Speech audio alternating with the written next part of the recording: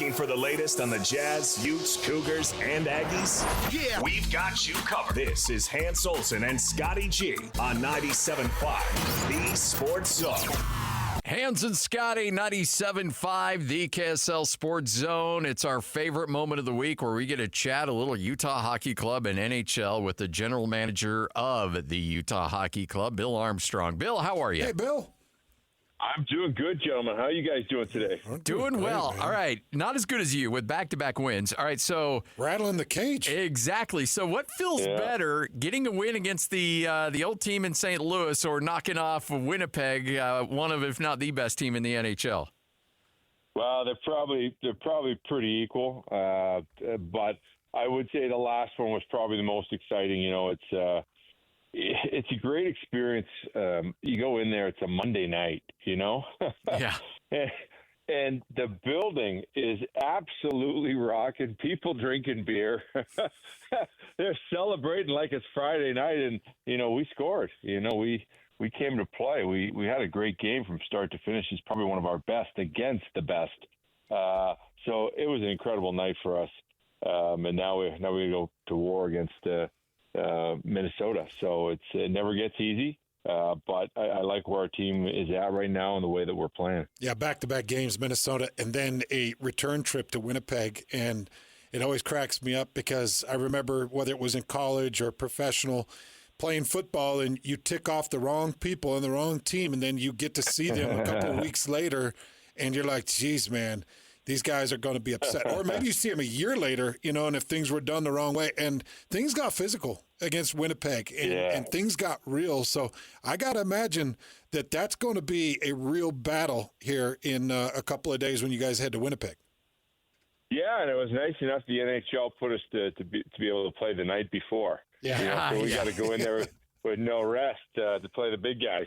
And I think you're right about us pissing them off. I don't think they were very happy. So they're going to be ready. We surprised them, you know, the last game. I don't think we're going to surprise them again. So we need to be ready to play, and that's going to be a tough outing for us. It's always a tough battle in Winnipeg. So there's always this, look, if you're a hockey player, number one, you're tough, but also you understand that you have to be tough. Like there's an expectation when you're a hockey player that you have to be tough. Does that get elevated another level when you're a captain and, you know, when Keller gets stitched up and he gets right back out there? There's also like, hey, I'm also the leader of this team. I also have to lead by example. And so if I'm banged up, there's no time off for me. I got to get back out there because that was just that was just a hell of a moment to see him back on the ice and the way the crowd responded when they saw him too. Yeah, they got a standing O. It was impressive. I think you have to lead that way. I think you got to have a little blood on your jersey and on your face. You know, you got to pay a price, and that's just the way it is in our sport. You know, you don't get time off when you're bleeding, and that's a good thing. And that's always the way it's been, and it hasn't really changed. You're expected, you know, to come back, and you know that's what he did. Not only that, but he came back flying. He's been one of our hottest players down the stretch here. And he just continues to impress. And I think he inspired the crowd, but he also inspired his teammates. So, Bill, I was watching that game the other night, and Logan Cooley was doing his thing, and he's just incredible. And his last name kind of explains a lot of his games, just cool.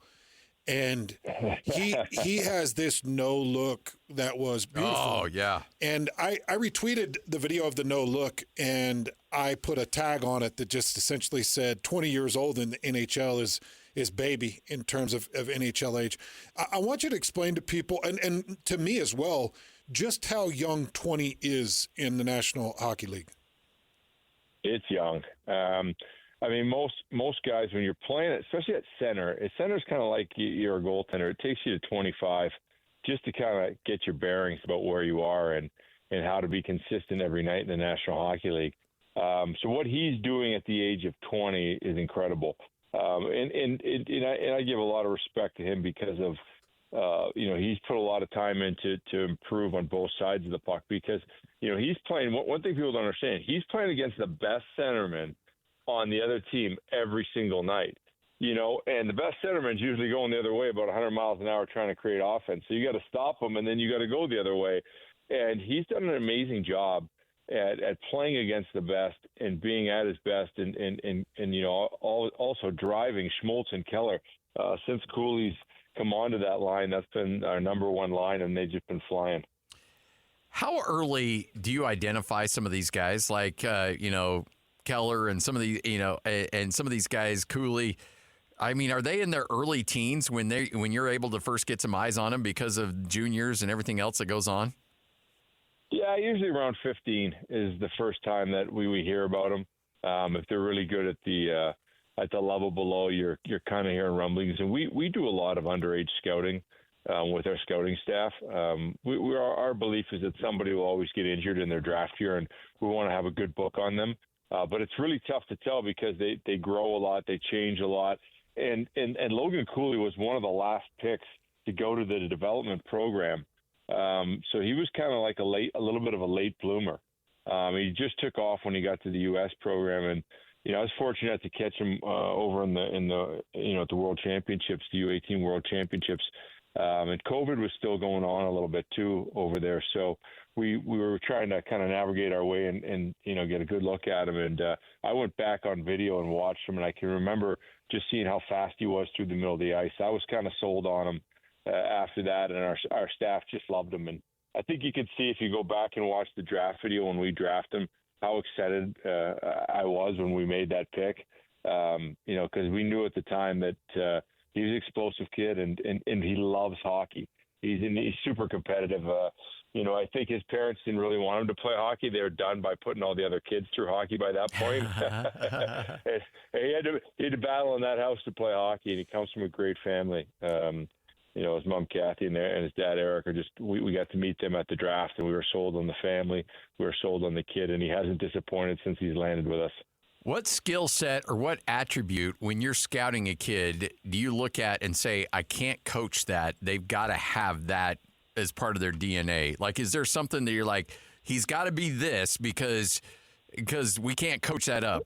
Does that make sense? Yeah, it's hockey sense. I mean, it's like, back in the day when Bill Belichick was drafting guys, he'd call it football IQ, he'd call it, and, for the Patriots, and that was their number one thing. And that's the same thing for us. You got to have hockey sense. If you don't have hockey sense, it's really tough to win. Sometimes the players you even get points, because they're so dominant physically. But at the end of the day, when you come down to the 7-game series, it's usually hockey sense that wins it. Just to catch people up, because I think the first real taste that we got here in the state of NHL was the draft, and everybody was excited about TJ Ginla. And I know he's out there with the Rockets, if I'm not mistaken, Bill. Yep. Kind of give us an update on where he's at. I know he's with the Rockets, but kind of an update of where he's at as a player and what he's done so far this year. Teach had a real great start of the year. He had a good summer. He played for Team Canada, came in with us. He's a little banged up, but he got to play a few exhibition games. He was really good. He went back to Kelowna in the Western Hockey League, and he lit it up. He was playing center, which we kind of like. I kind of believe he'll work out what he is, but, if you're a winger playing center, it kind of you're forced to do other things and play defense. So he went back to Kelowna, had a great start of the season, played about half the games, and he's out with injury now. So he's just rehabbing. He'll be good for the summer. He'll be 100% healthy for development camp, and next year he'll be ready to go. But he's an explosive winger that can score, and we're so happy that we drafted him. We think he's got the ability to do great things on the first or second line with our club at some point. When you look at Connor Ingram, he's played well. How beneficial is it? And I know this is kind of a silly question, but to be able to have two high-level guys at goalie that's at your discretion and at coach's discretion to be able to use, what kind of advantage does that bring to a team? Well, I always feel like at some point in time, it's just a long season in the NHL.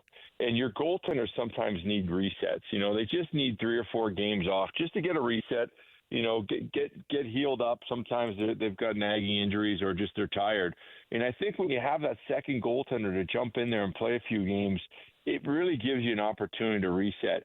And Krovat, Vejmelka, and Connor Ingram work really well together.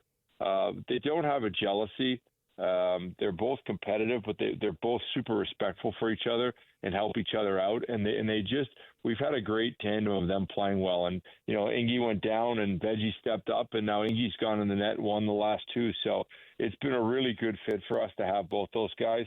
They work extremely hard. They're both different styles in net, but they've done a great job. And I think over the course of a long NHL season, it's good to have two. Bill, what's the answer for these bully teams? I watched that Florida game. Man, Florida's a bunch of bullies. Yeah. I was right next to the ice during that Montreal game. Montreal's a bunch of bullies. What do you do for these bully teams that get nasty and physical? I called it, what I said to Scotty is, it's a bunch of rabbit punching. A term that's used in boxing where it's these silly little jabs and jacks to the jaw and all this little garbage play that they pretend to be these fighters and these bullies. What do you do for teams like that? Well, you have to play them extremely smart, because those guys that you see in the NHL that do that, they walk the line where it's not a full punch, it's just a little one. They hold your stick, they pull the back of your jersey, but just not enough to get a penalty. And then what usually happens is the team overreacts on it, and they throw the first punch, or they get in there and, they're just too aggressive in certain situations. They want you to cross that line to suck you in to their play. Our team's pretty good in the sense that we don't get intimidated. I think we got guys like Jack McBain that can take care of that, and, Obi and, Spicy Tuna and Krauser. There's some bigger guys.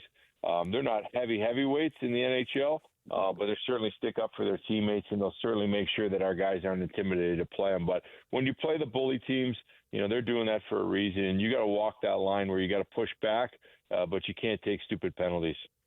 Now you hit the road. What do you need to do to take this momentum with you? As you obviously, we talk about Minnesota and then Ottawa. I mean, you got it all in Winnipeg. What do you have to do to make sure that you stay with this level of consistency on the road? Well, the first thing I want to say is it was good to finally get the wins at home for our fans. Our fans have been so passionate, and we played so well in those last two games. So I think that was a great kind of relief for our players. They truly care about where they play and our fans and the love that they have for us. And I think it was a little bit of a pressure. So we just got to continue to play that same way. We play fairly effectively on the road. We're a pretty patient club on the road, and just kind of hang in there for the first period. And then kind of find ways to chip at it and, find our game in the second and third. And we've had a good winning record on the road because we play simple hockey. And I think it's important that we just kind of continue that same path to do that. And if we can string together some more home wins, it's going to be a good swing for us down the stretch here.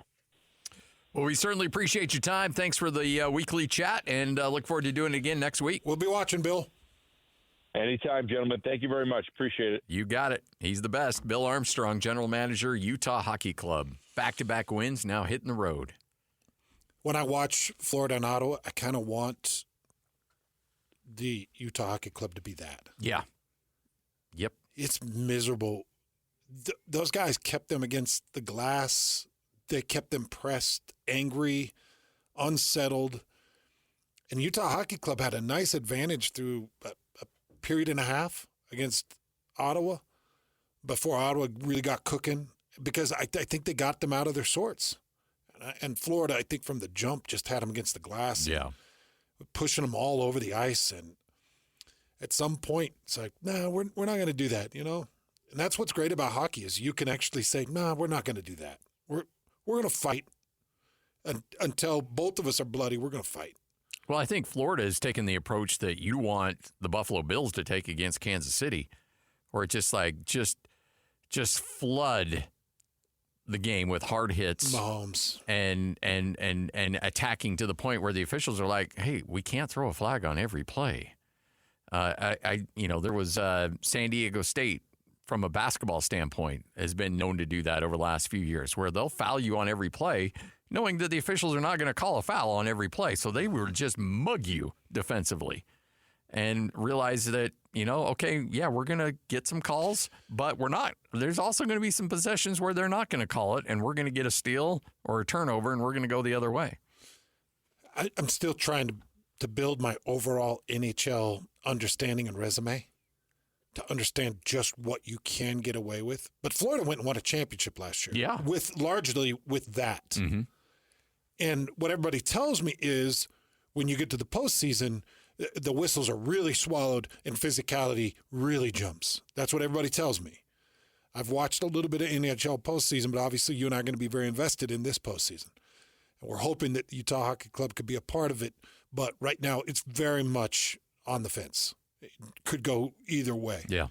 But either way, we're going to be watching the postseason. But they tell me that whistles are swallowed and that even more physicality is gotten away with. So with that understanding, I look at the Utah Hockey Club and I say, all right, give me size, give me physicality. I'm starting to understand more of what the vision of maybe drafting should be, or, the trajectory of Utah Hockey Club, because you've got a center that can get it done in Cooley. You've got a captain in Keller that's got all kinds of toughness. We've seen different individuals throughout the year step onto the ice, throw some punches, bust some heads, and enforce. But I would love to see the Utah Hockey Club get bigger and more physical. Just bigger, nastier, and more physical. Because when I watch Florida, it stands out. When I watch Ottawa, it stands out. Or sorry, Montreal, not Ottawa. Yeah. I watched Ottawa against Pittsburgh. That was the team I watched. And I think they got Ottawa here in 3 or 4 days, don't they? Yeah. Yep. On the road. On the road. So, but that's my bad. Montreal. So that's what I want. That's the physicality that I want to see. And I think that if you're a team that, look, Utah Hockey Club is extremely talented, but if you want to improve a team very quickly, what's the best way to do it? Just be overly physical. Yeah. And then the talent, let that catch up to the physicality. But if I'm building a football team, the first thing I do is say, okay, you know what? I may not be able to get the star quarterback or star wide receiver, but I'm going to load up on offensive linemen and I'm going to load up on tight ends, and we're just going to play smash mouth, and we're just going to go, 12 personnel, and we're just going to just get crazy. Yeah. Wear you down. And wear you down. Hammer you down. And then we'll let the smaller, prettier boys get you later. Yeah, exactly. But I asked him about Tisha Ginla because, I think that he is the absolute future. He's got championship bloodline. He's got all the family ties to greatness. And he's kind of the first name of the draft that kind of draws me in. This is our first taste of the NHL draft. And I go back to the first years that I was covering the Jazz. And, it was like they drafted Morris Almond. And I'm like, oh, okay, so I forgot about Mo Allen. I'm getting into the NBA draft because I'm learning the NBA. Yeah. And I'm jumping in and I'm trying to talk to Jerry and talk to Phil. And I'd known those guys around charitable events, and I'd known them since I'd played at BYU. And so I'm trying to get the sense from them. I'm like, so Morris Almond, oh, yeah, hell of a shooter. He steps on the court for the first time. I'm like, this guy can't shoot. What is going on? And what was he, a year? Yeah, a couple of years maybe. It was a year and bounced. And then they're like, yeah, okay, we're giving up. I remember that draft night, and it felt like everybody was doing massive Tiger Woods fist bumps when they got Morris Almond. Yeah. Yeah, because I remember thinking, okay, well, I got to really know what this guy's all about. Yeah. Because he's obviously special. And he was not. And, then I remember watching Ronnie Brewer, because Ronnie Brewer was the first draft pick that I can remember coming out of professional football and into the Jazz world. And I remember watching Ronnie Brewer's shot, and I'm like, why does his elbow flail? And why is the shot so ugly? And then I remember they took Costa Koufos. And I remember I was talking in the hallway. I'm trying to remember who. It might have been Gordy Chiesa. I think I was talking in the hallway with either Gordy. Dog. Huh? Dog. He's like, hey, dog. Hey, dog. And I was like, tell me about Costa Koufos. He's like, oh, he's got a great future. Oh, my. Now, he ended up playing in the NBA for a while, but not for the Utah Jazz, and not at a high level. No. And I just remember thinking, okay, I'm trying to figure out this draft thing, because I come from a sport where 7 rounds, and then there was a group of free agency, and you'd hit 2 or 3 free agents that would become stars, and you typically hit 4 out of your 7 rounders that are integral to the growth and the success. And I remember watching them go through Costa Koufis and Eric Maynor and Jeremy Evans and then you hit on a Gordon Hayward off a 9th pick, but then you watch him hit on an Enes Kanter, and you're like, who's the under Kanter? And then everybody hated him within 2 years. So I'm trying to get a feel what the NHL is. Yeah. And there was so much energy around TJ Ginla, and then he disappears. So I'm asking people, like, why is he? And he was out here for, one of the open ice, and they've ran him on a couple of NHL spectacles, but they bury him on a Canadian Nationals, and then they put him in a Canadian League, and he's out there skating around, got injured, and you're like, well, when does this guy show up and become the savior of the Utah Hockey Club? Because that's what you drafted him for. Yeah. And I'm just finding that that's not how it works. Hockey, you got to be patient with these guys. Yeah, same with baseball. Very similar to baseball. More patient in hockey than the NBA. Oh, yeah. Maybe more than baseball, you bury baseball. No, baseball players get buried. You bury baseball.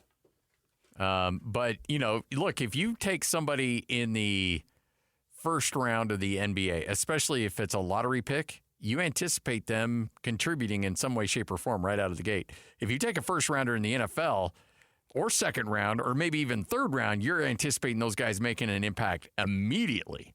Like if you're a first round pick, you better be making an impact immediately. NHL, that's not the case. It's a long, slow process to getting these guys to where they want to be. And it's funny because you learn about these guys through the draft process, and you're like, I want to see him. You couldn't see TJ if you wanted. Yeah. Yep. You can't. I guess you could find some random streaming device like I have to dig up every time my daughter's playing club volleyball, but I'm not that into the sport. I want to see the kid, but apparently he's injured. But according to Bill Armstrong, he is going to be healthy and ready come next camp. Yeah. That's what he said, right? Yep, absolutely. All right, Hans and Scotty, 97.5, the KSL Sports Zone. Coming up next, the good, the bad, the ugly. Also, we'll talk a little NBA coming up in the 2 o'clock hour as well. It's all straight ahead. This is 97.5, the KSL Sports Zone. This is Jake Scott and Ben Anderson. The Jazz want to be bad, and they want to add another high draft pick, and they have the worst record in the West right now by 2 games. That's the point. You're not making minute on the minimum coaching decisions to specifically lose. You hope you just send the young squad. You kind of got to gauge game to game. Well, if I play Lowry, does this make me too good to win? And it's weird, but it's what you got to do to avoid intentionally coaching to lose. You saw a bunch of guys who look like a foundation of a basketball team. And Will Hardy said it in the postgame. He's like, we've got a bright future. And that's the first time I've really heard him talk about the team like that. And now you've got all these draft picks coming in, and you've still got good players you can trade and get more draft picks or keep, and then have that be your foundation plus whatever you draft this year. But the fact is, they wanted a youth movement. They've invested in the youth movement. And as of last night, it looks like it's yielding some positive results. Hear Jake Scott and Ben Anderson every day from 10 to noon on 97.5 The KSL Sports Zone. It's time to saddle up and talk about the winners and the losers. This is the good, the bad, and the ugly. Now, here's the good. It is the good, it is the bad, it is the ugly, right here on 97.5, the KSL Sports Zone. We don't talk a lot of baseball on this show. We hope to someday talk a lot of baseball on this show. I think the three of us would fall deeply in love with a major league team here. Oh, man. Please let that happen. Don't ask me if I'd give up my Giants, because I probably wouldn't. But I need you to give me 5 years with just the NHL so that I can, because I need it. The NHL is my new little toy. Yeah, it's your shiny new object for all of us. Yeah. So I'm playing with it, and I need to figure it out. Yeah. And then once I get it completely figured out, then we can introduce Major League Baseball. It's that new, Grayskull. Yes. That you have in your room. Yes. And you got to Find all the little nooks and crannies everywhere He-Man and Skeletor can do battle. I just got Cyclops and Mega Jaw. Yeah. And now I've got their Tram and Battle Cat, and I was a He-Man guy. Oh, I know. He-Man guy. Still am a He-Man guy. But there's a bunch of He-Man shows on Netflix now. Cartoons. no. Yeah. Like old ones? No. Brand new ones. Oh. You're not going to do that? No, thanks. I would watch the old ones from our childhood. I went and watched the old, I found the old Teenage Mutant Ninja Turtles. Actually, Ghostbusters. I found the old Ghostbusters. Oh, really? Yeah. With Slimer and all that? Yeah. Phenomenal. Oh, yeah, there was a Yeah. cartoon, Ghostbusters. Yes. Yeah. It was excellent. Still the best cartoon of our childhood for me was Thundercats. Best all time. I'm going to go Transformers. What about you, Lloyd? You're quite a bit younger than us. You're like 10, I liked 15 Teenage years Mutant younger. Ninja Turtles, and I liked G.I. Joe. I loved the G.I. Joe. So I pegged you as a Power Rangers. No. More I was not. More of a Dora guy. Are you listed as a... No, Jackson, my boy Jackie Blue is a little bit into Power Rangers right now. Does he like the It's a Power? little bit Are they weird, still yeah. going? They are still going. Wow, So really? it's on Holy Netflix. cow. Do you know the original Power Rangers would probably be collecting Social Security? Well, one of them's dead. Like Really? the Blue Ranger or Black Ranger, I can't remember. One of the colors. Well, I remember when they introduced the Green Power Ranger, and he had his own flute, and he would call on this crazy monster that'd come out of the water. It was good. I actually was Power Rangers dude for about 2-3 years. No, you were not. I was. I liked it. Because you were like 20 when the Power Rangers Yeah, came there's out. no way. Oh, no. I was 12, 13. No. Yeah. Power Rangers came out way after us. I want to say the original Power Rangers, I was 13. Max. Okay, would be Hans usually has a 14. pretty good grasp on these things of when it on the time frames. So maybe he's right. But Yeah. I did not think it was. I thought that was more like when I was 15-ish. When First Power Rangers show came out in 1993. 13. There Yeah. you go. See? You were 13. No, you guys were about the same, weren't you? Yeah. 93? Oh, I was see. 15. I thought you guys were my age. Oh, I was almost 15. I was 14. All right. I was 14, almost 15. There 2 years, 3 years, I liked Power I Rangers. already had my license. I was driving and I was watching Power Rangers. Well, It's I mean, okay. when you were I did when you were- actually 14. sorry. I mean, Lloyd was a little bit more advanced than we were. Lloyd knew things. Stop. Lloyd knew things we could only hope to You know. just need to stop. Lloyd knew You the really way of the need to. world. Yeah.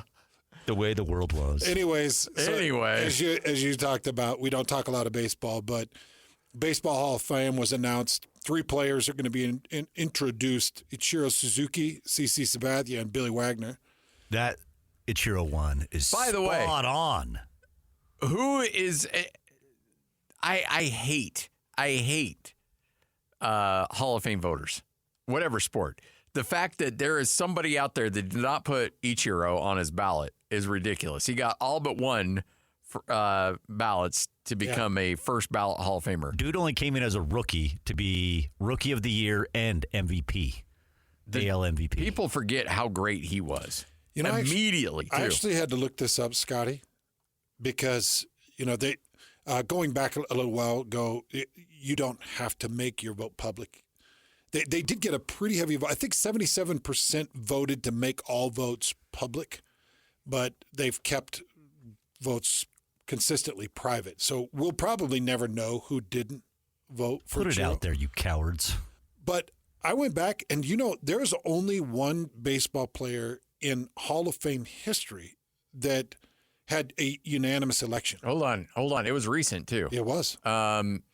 It wasn't Jeter. No. It was a Yankee. It was the reliever, right? Mariano Rivera? That's correct. Yep. Okay. That's the only one to receive every How about that poll? vote. I mean, you got the name, but No, it was good. I never It was heard good of by him. both of you. So, all the greats, Babe Ruth, Lou Gehrig, Walter Johnson, Hank Aaron, Jackie Robinson, Willie Mays, Ricky Henderson, all these guys, none of them had a unanimous vote. So I look at Ichiro, and I guarantee it's an oversight. It's like when Williams was put number 47 in our No. season. No. I guarantee you it was not an oversight. There's always some jackie out there. No, that's gotta be an oversight. No, Lloyd, you have my back on this. No, These crusty old codgers, especially in the Baseball Hall of Fame, they're like, nobody deserves a unanimous vote. And I'm sure they're still ticked off that Mariano Rivera got unanimous. There's always going to be a guy or two out there that's like, no, I'm not doing it just out of principle. Blah, blah, blah, blah, blah.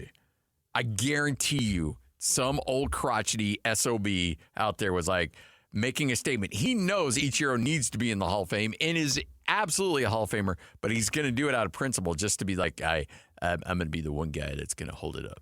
Guarantee You it. think? Oh, yeah. Guarantee it. That's why I hate these guys. Well, if that's the case, then we got to dig that out like a cavity in a tooth. Yes. Agreed. Because you can't have these obvious unanimous and these people that are just crusty and bugged about it. See, I don't even think Mariano Rivera is a unanimous.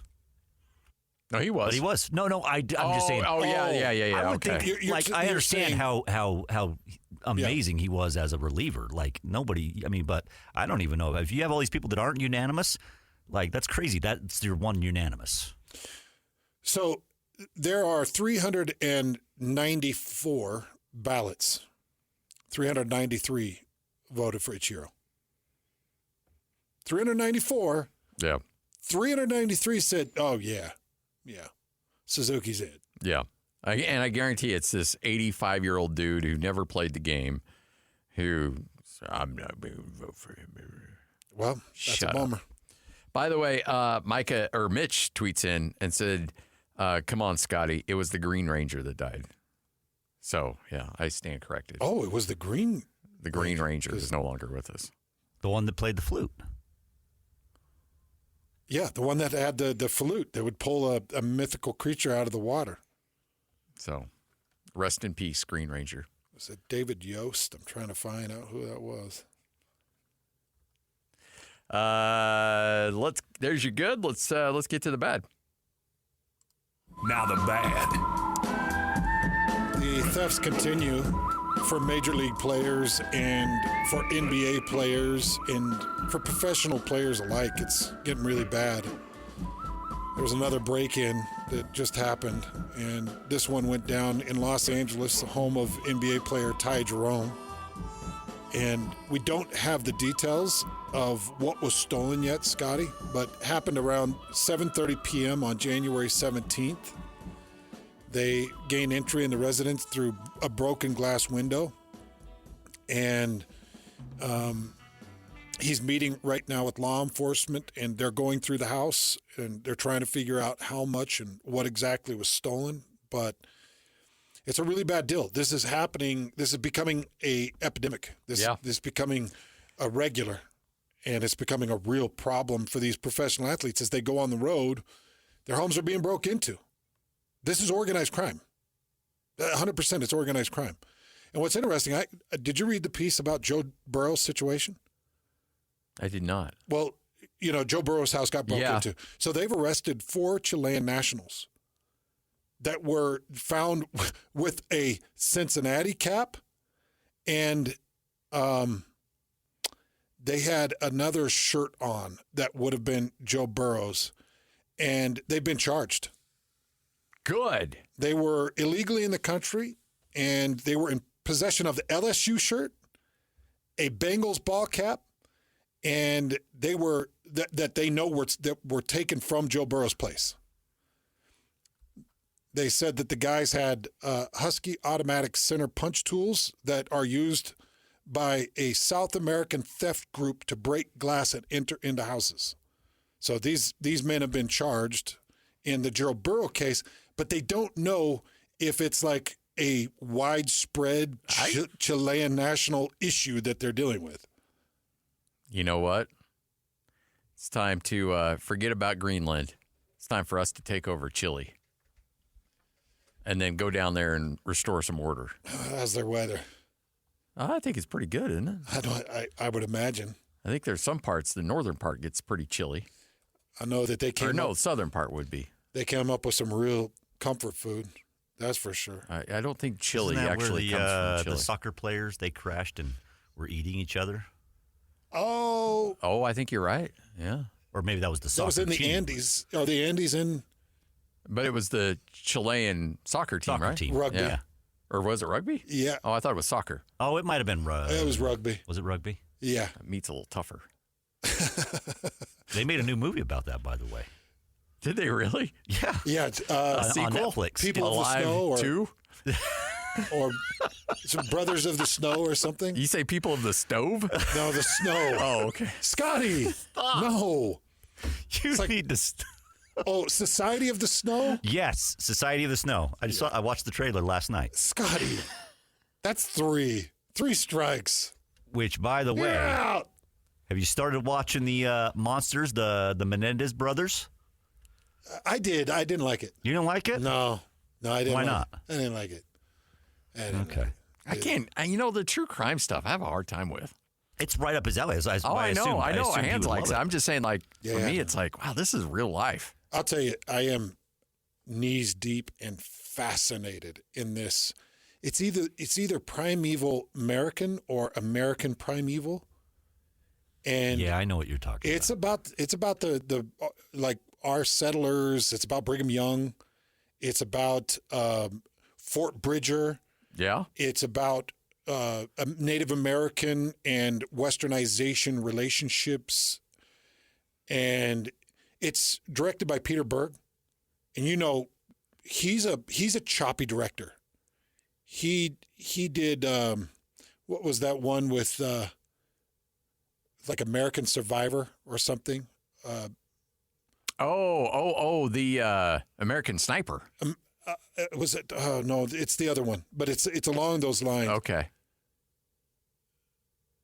And I'm trying to remember. It's one of my favorite movies, and I just can't remember the name of it. Is it the one where the bomb crew? It's the one where only one guy makes it out. Oh, yeah. I know which one you're talking And about. it's a Wahlberg. Yeah. Wahlberg plays this SEAL hero, and these SEALs are just incredible. But they get caught by, and you know how choppy and violent that. Yeah. So this is very choppy and very violent. And Lone Survivor. Lone Survivor. Thank you, Lloyd. Yes. Took me a sec to get there. Thank you. But people are up in arms over this thing. The church is up in arms over this thing because they're like, well, we're being portrayed in the wrong way. And it's like, take a step back from it all and just look how Catholics have been portrayed, or look how Jews have been portrayed, or look how any religion has been portrayed and how accurately it's been. And I don't really hate the portrayal. Now, I think that there's some real inaccuracies.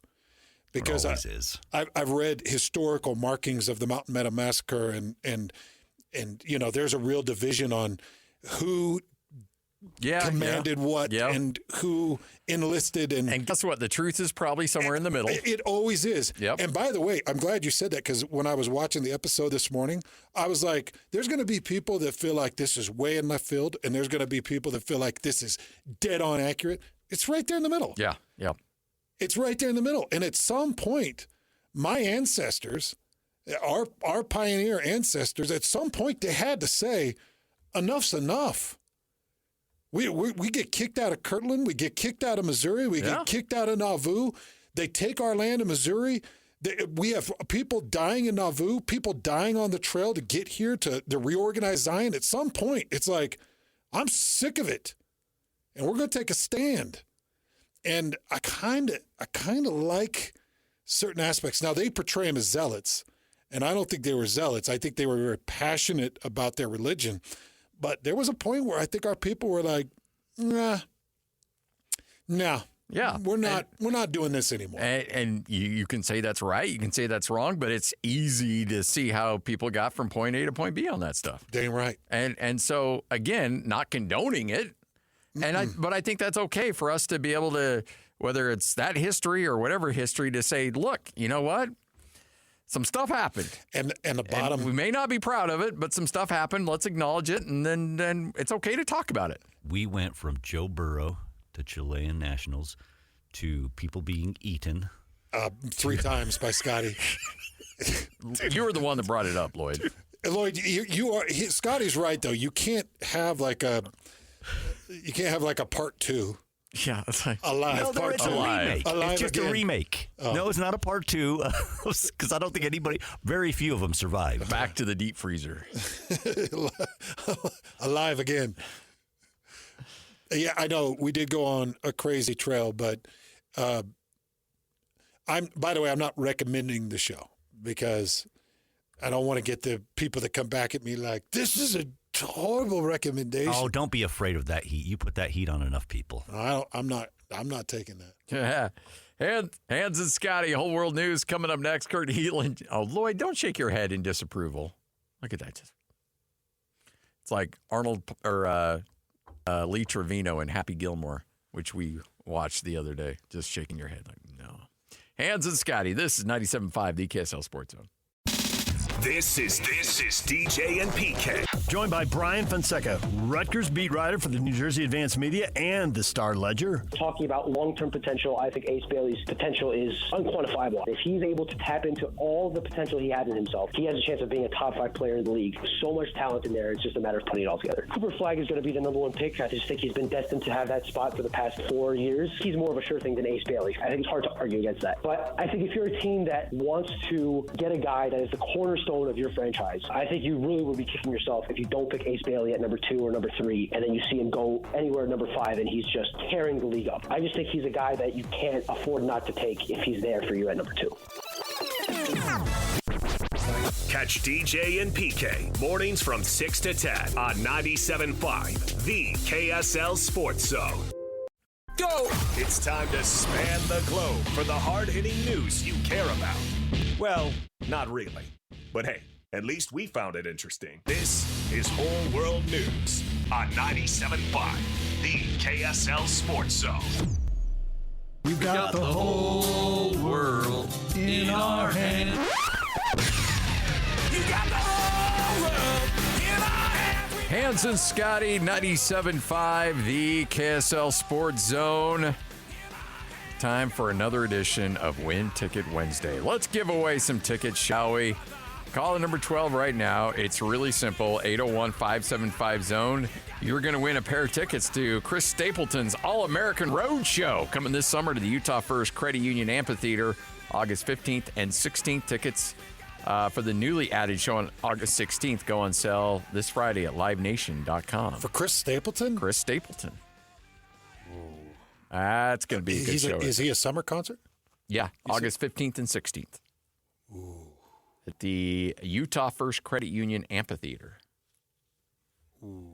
I love watching an outside show in the middle of summer. You know, man, and I do 3 every year. We do 3 every single year.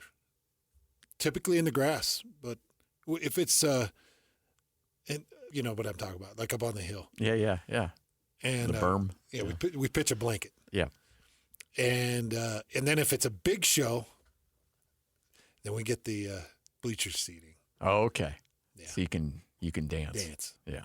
We do dance in the grass, but we've only been inspired to dance at like 4 or 5 concerts, Scotty. Really? Oh, yeah. So is that like a mutual decision, or you just say, Amanda, I'm feeling it, let's dance? No, it's something where, it starts where, we're just kind of holding hands. Yeah. And, maybe my knee bumps her knee. Yeah. And she starts to feel my shoulders sway, and then I put my arm around her shoulders and I kind of sway with her while we're sitting next to each other. And the song is getting, deeper, more romantic. And it's like, hey, stand up with me. And then I stand up, or I stand up always. First. Yeah. And then, we just embrace. Because you can be very convincing if you want somebody to do something. And so I didn't know if like Amanda ever initiated the dancing, or if it's always you like, hey, it's time. It's 90. Yeah, we can go to straight 100%. Okay. 100% of the time. Is it always slow songs, or is it like sometimes upbeat songs? Like when he was singing Dancing on the Ceiling, did that make you dance, or was it just Endless Love? Yeah. Lionel Richie, by the way. Endless Love. Yeah. Okay. Yep. Yeah, and it's mostly I tried to get her to I took her to Stone Temple Pilots, and I know it's not what was his name? Not Stipe. What was the original singer? Stone Temple Pilots. Oh, I can't remember his name, but I know who you're talking about. Yeah. but it was a very good voice. It's a guy that's been doing it ever since he passed. Yeah. And I could not sit down. Really? Yeah, and she would not stand up. And I just kind of did my own thing. Mm. Sometimes that happens. Getting up there, biting that bottom lip. Yes. Yeah. By the way, quick edition of Whole World News. Imagine if you're driving along I-15. Now, look, you had a very serious, scary situation with a ladder. Yeah. That nearly deadly. Yeah. Imagine if you're driving and all of a sudden you see that on the road. Is that a coffin? It's a coffin. In fact, there were 2 coffins on the road that fell out of a Hertz in the Philippines. According to multiple reports, these were stone coffins. It's a different kind of roadkill. That did some damage. Apparently, though, multiple people said that the coffins were empty. Thank goodness. Oh, okay, good. But did cause significant damage to 2 vehicles who ran into them. Imagine, though, if you run into it and you're like, oh, I just ran over a dead person. You'd be terrified. But if you hit a coffin, you're in a lot of trouble. Kill him. Yeah. Well, if it was in, never mind. I was going to make a chilly joke, but might as well. Why not?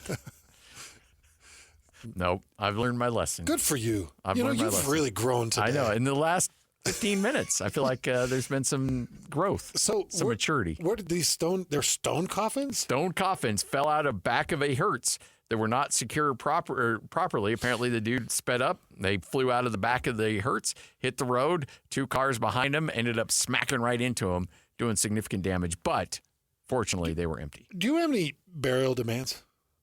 Are you staunch that you want it? I told the man, I'm like, just put me in a freaking pine box. I want a pine box. If they'll let me be in a pine box, put me in a pine box. Like, yeah, they're $8,000 now. How about location? Does that matter to you? Yes, it does. Are you up in Mendon? Yes. Okay. Yep. Have you already bought your lots? No, and we're actually having a problem with it. Trying, but we're having a problem with it. Yeah. It's a pretty crowded place. But you just show them your NFL card. Hey, you may need to make some room for me because I see any NFL players buried here. Yeah. No. Oh, I'd be the first. Okay. Would you like one? Yeah. All right, Hans and Scotty, 206. Coming up next, Kurt Heelan, NBC Sports, ProBasketballTalk.com. We'll chat some NBA with him right here on The Zone.